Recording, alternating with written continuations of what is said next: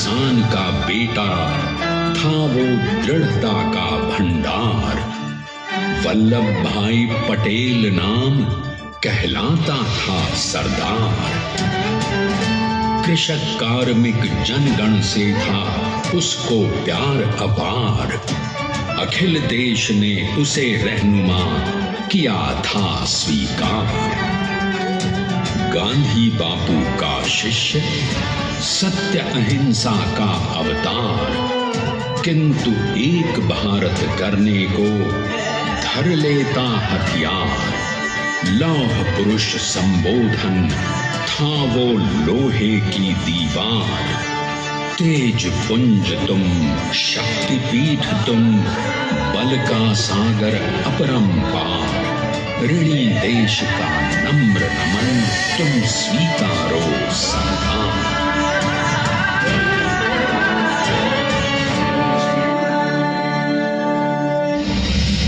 1857 में अंग्रेजों को ललकारने वाले पहले स्वतंत्रता संग्राम के एक सक्रिय सिपाही थे झवेर भाई पटेल। करमसद गांव के इस बहादुर देशभक्त किसान और उनकी पत्नी लाडबाई के 5 बेटों और 1 बेटी में से चौथे पुत्र थे वल्लभ भाई। बालक वल्लभ ने करमसद के बाद नडियाद से अपनी हाई स्कूल की शिक्षा पूरी की। फिर 13 साल की उम्र में उनकी शादी भी हो गई छोटी सी झवेर बाई से। 2 बच्चों, बेटी मणिबहन और बेटे डाया भाई को जन्म देने के बाद झवेर बाई असमय ही चल बसी। सदी बदलने और 20वीं सदी आने पर उनका जीवन भी एक चमत्कार की तरह बदला। प्लीडर का इम्तिहान पास करके वो वकालत करने लगे। पहले गोधरा, फिर आनंद और उसके बाद अहमदाबाद में। मगर जल्द ही वकालत छोड़कर वो बैरिस्टर बनने की इच्छा से इंग्लैंड चले गए। लंदन में बैरिस्ट्री में अव्वल आने और वजीफा जीतने वाले वो अनोखे भारतीय थे। अब तो अहमदाबाद की वरिष्ठ अदालत में बैरिस्टर पटेल की जिरह और जीतों की धूम मच गई।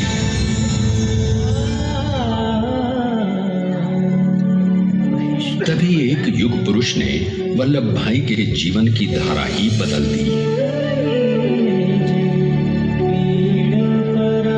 दक्षिण अफ्रीका में सत्याग्रह के अहिंसक अस्त्र से गोरे शासकों को सबक सिखाकर भारत वापस आए बैरिस्टर मोहनदास करमचंद गांधी से मिलकर वल्लभ भाई ने अपने कुछ वर्षों से सीखे विदेशी व्यवहार और संस्कार हमेशा के लिए त्याग दिए और अब वो अपने खेड़ा के किसानों को हक दिलाने के लिए बापू के साथ आंदोलन में कूद पड़े। अब उनके पैरों में जूते नहीं, गांवों की धूल थी। हृदय में भारत भूमि की शस्य श्यामला धरती। मन में थे गांधी और मस्तिष्क में एक नए स्वतंत्र भारत का सपना।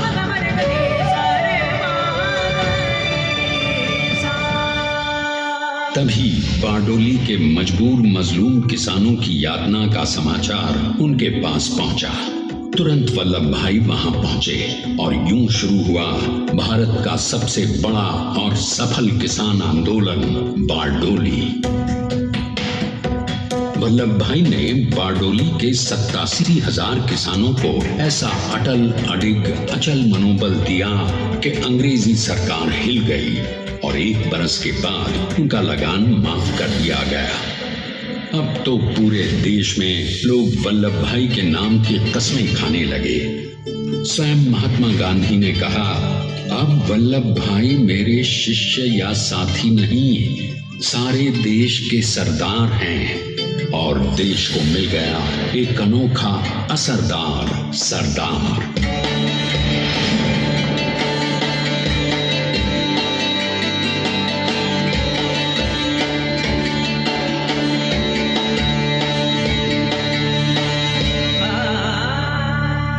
सरदार पटेल के नाम और देशभक्ति से अंग्रेज डर कर कांपने लगे। 1930 के नमक सत्याग्रह और दांडी कूच में वो बापू से भी पहले गिरफ्तार किए गए। तो सन 1932 में फिर उन्हें बापू के साथ ही जेल में 2 सालों के लिए डाल दिया गया। मगर आजादी के दीवानों को, स्वतंत्रता के परवानों को कौन गिरफ्तार कर पाया है? जेल से छूटते ही सरदार को कांग्रेस के नए राष्ट्राध्यक्ष पद पर चुना गया और उनकी सरपरस्ती में राष्ट्रवादी भारतीयों ने तमाम ब्रिटिश सूबों में जीत हासिल कर वहां अपनी स्थानिक सरकारें बनाई। किंतु सरदार का सपना केवल सरकार बनाना नहीं था। उनका स्वप्न तो था एक ऐसे नए भारत का जहां हर रंग, हर रूप, हर जात, मजहब, तबके का हिंदुस्तानी एक साथ मिलकर एक ऐसा नया भारत बना सके जहां पूर्ण स्वराज के साथ सारे समाज को गरीबी, अशिक्षा, छुआछूत से भी आजादी मिल जाए। इसकी पहली रणनीति थी भारत को अंग्रेजों की गुलामी से आजादी, ताकि भारत के लोगों की अपनी सरकार सबके साथ और सबके विकास के लिए काम कर सके। बापू की अगुवाई में अब देश ने अंग्रेजों को अंतिम चेतावनी दे दी, करेंगे या मरेंगे, क्विट इंडिया, अंग्रेजों भारत छोड़ो। बस फिर क्या था, संघर्ष की रणभेरी बजी। 3 सालों के लिए सरदार पटेल को भी सत्याग्रही नेताओं के साथ जेल में ठूंस दिया गया। 2 सालों के बाद अंग्रेजों को बापू के सभी शिष्यों और साथियों को छोड़ना पड़ा।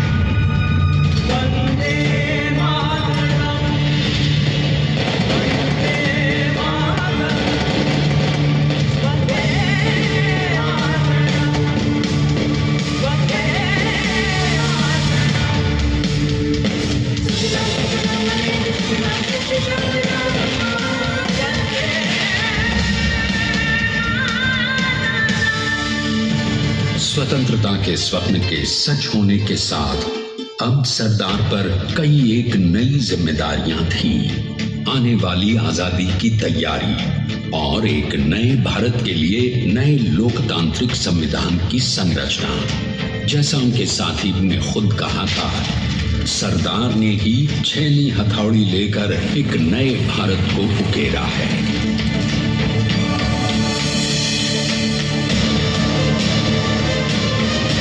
स्वाधीनता तो प्राप्त हुई, लेकिन खंडित भारत में भी उठते विभाजनवादी अंधकार को अभी दूर करना था। जब देश के खंड खंड होने का भय उत्पन्न होने लगा, तो सरदार ने निर्भय होकर खुद अपनी केंद्र सरकार और साथियों को भी चुनौती दे डाली और जम्मू कश्मीर को बचाने के लिए सारे देश का आकाश वायुयानों से भर गया।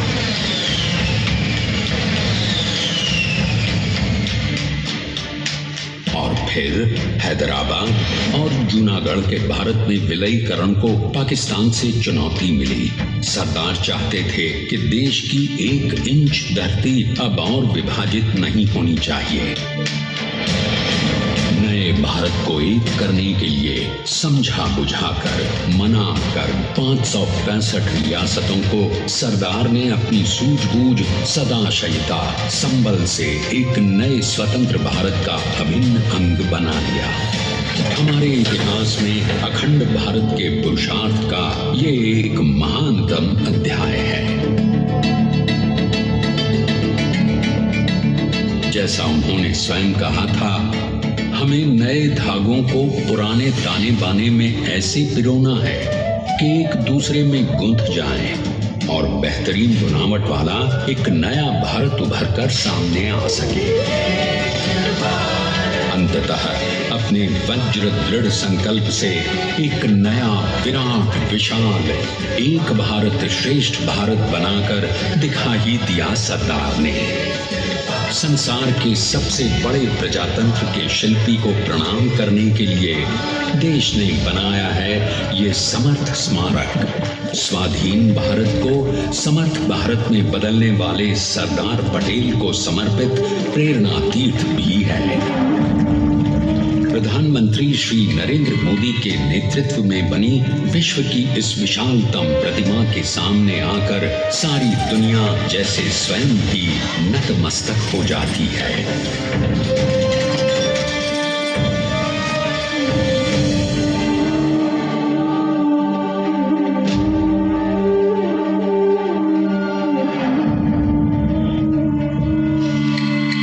देश को बना गया वो अमित अटल, हटा सका उसे न कोई शत्रु दल। चट्टान के समान सा